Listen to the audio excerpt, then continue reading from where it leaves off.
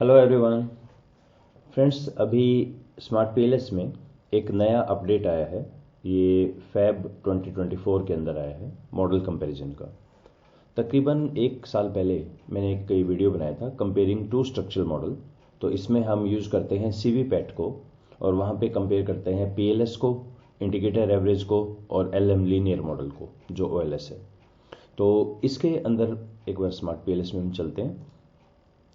तो मान लीजिए मेरे पास ये वाला एक मॉडल है और इसके बाद एक मैंने इसका अपडेट किया है, एक नया वेरिएबल यहाँ इंटेंशन ऐड कर दिया। यानी एक बेसिक है मॉडल और बाद में मैंने कहा कि इंटेंशन मुझे लगता है ये भी इस मॉडल के अंदर इंक्लूड किया जाना चाहिए। ये एक मॉडल के अंदर अपडेट है, तो ये मेरा रिसर्च गैप है।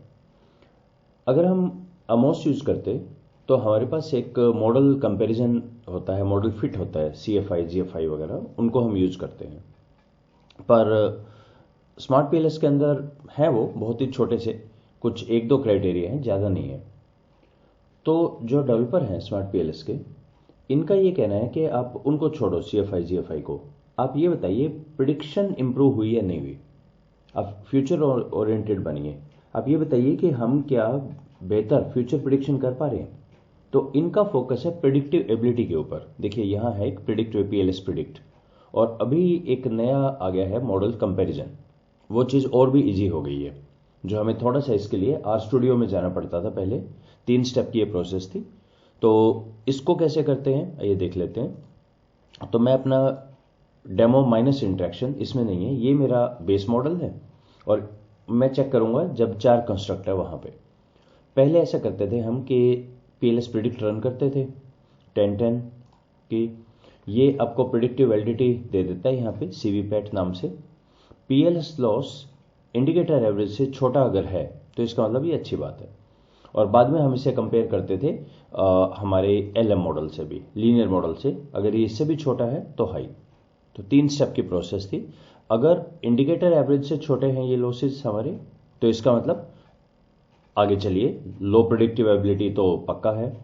और अगर ये लीनियर मॉडल से भी छोटा है तो हाई प्रिडिक्टिव एबिलिटी, वरना आप कहेंगे लो है इसकी। और अगर इंडिकेटर एवरेज ही छोटा है पीएलएस से तो बोलेंगे नो प्रिडिक्टिव एबिलिटी। तो इसमें हम लेट्स कंपेयर सीवी पैट के अंदर। अगर मैं देखूं यहाँ पे कॉपी, इसको मैं एक्सेल में ले चलता हूँ और ये हो गया हमारा 3 वाला। और इसके बाद एक बारी मैं इसको रन करता हूँ जिसमें मेरे 4 कंस्ट्रक्ट थे। ये सारा चीज़ है जो हम पहले किया करते थे, बस एक बार उसकी रिवीजन कर रहे हैं क्विक। सीवीपैट, कॉपी टू एक्सेल, एक्सेल में चलते हैं यहाँ पे। तो बेसिकली हम ये देखते थे कि जो इंटेंशन इस मॉडल में है, ऊपर वाले में इंटेंशन है नहीं, तो बाकियों के बारे में देखिए। तो अगर मैं लॉयल्टी सेटिस्फेक्शन इनके बारे में देखूं यहाँ पे, तो क्या लॉयल्टी इंप्रूव हुआ क्या 2 मॉडल के बीच में। तो ये वाला है नया वाला मॉडल, ये पुराना वाला मॉडल। तो लॉयल्टी माइनस ये वाली लॉयल्टी, ओके, इक्वल कर दिया मैंने, बीच में माइनस आना चाहिए, माइनस। तो हाँ थोड़ा सा तो लग तो रहा है, कम तो हुआ है। 852 857 से ये एक्चुअली बढ़ गया है और ये भी थोड़ा सा ओवरऑल में भी कम आया है, राइट। तो ये हम चेक कर सकते थे यहाँ पे। तो फिर इसके लिए हमें जाना पड़ता था आर स्टूडियो में ये चेक करने कि क्या ये सिग्निफिकेंट इंप्रूव। देखिए ये जो लॉस है, डिफरेंस है, वो सिग्निफिकेंट है। ये जो डिफरेंस है, इसका जो लॉस है वो सिग्निफिकेंट है। पर इसका और इनका आपस में लॉयल्टी का इस लॉयल्टी से चेंज तो हो रहा है 0.00, पर ये तो ऑलमोस्ट नेग्लिजिबल है ना। ये सिग्निफिकेंट है या नहीं, इसके लिए आर स्टूडियो में जाना पड़ता था।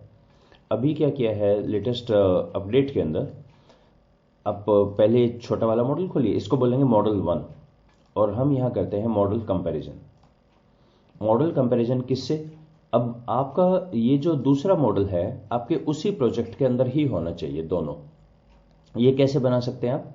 जो आपका 4 वाला आपने बनाया है ये, इसी पे राइट क्लिक करके आप डुप्लीकेट कर लीजिए और डुप्लीकेट करने के बाद फिर इसके अंदर यहाँ एक को डिलीट कर दीजिए।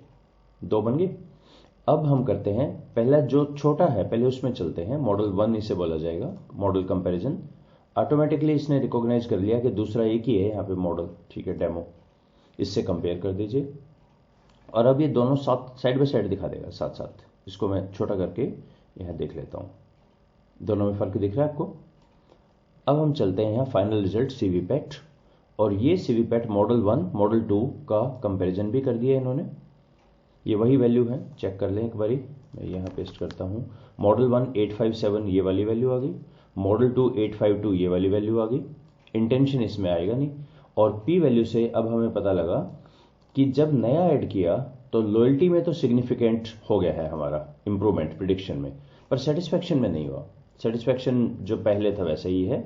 और एक है ओवरऑल, तो हमें एक्चुअली तो चेक करना था ओवरऑल वाला। ओवरऑल तो इंप्रूव हो ही गया है मॉडल, तो दैट्स अ गुड वन। मेरा मॉडल अब बेहतर है नए वाला, जिसमें इंटेंशन मैंने ऐड किया है, और लॉयल्टी की प्रिडिक्शन इंप्रूव हो गई है। ध्यान दीजिए, ये यहाँ पे सिर्फ डीवी आएगा। चेक करें इस चीज को। ग्राफिकल आउटपुट में हमारे पास यहाँ पे डिपेंडेंट वेरिएबल कौन कौन से हैं मॉडल 1 में? एक सेटिस्फैक्शन है और एक हमारा लॉयल्टी है। तो चेक करें यहाँ पे सेटिस्फैक्शन लॉयल्टी दो ही आ रहे हैं। सेकंड मॉडल में हमारे डिपेंडेंट कितने हैं? यहाँ 3 है हमारे, एक सेटिस्फैक्शन, एक लॉयल्टी और तीसरा इंटेंशन। तो यहाँ 3 आएंगे, और एक ओवरऑल अलग चल रहा होता है। तो आप कंस्ट्रक्ट बाय कंस्ट्रक्ट भी बता सकते हैं इंप्रूव हुआ या नहीं, और ओवरऑल भी बता सकते हैं। तो ये एक जो नया अपडेट आया है उसके अंदर ये चीज़ अब ज़्यादा बेहतर हो गई है। आप मॉडल कंपैरिजन भी चेक कर सकते हैं स्मार्ट PLS के अंदर। So let's stop here. Thank you.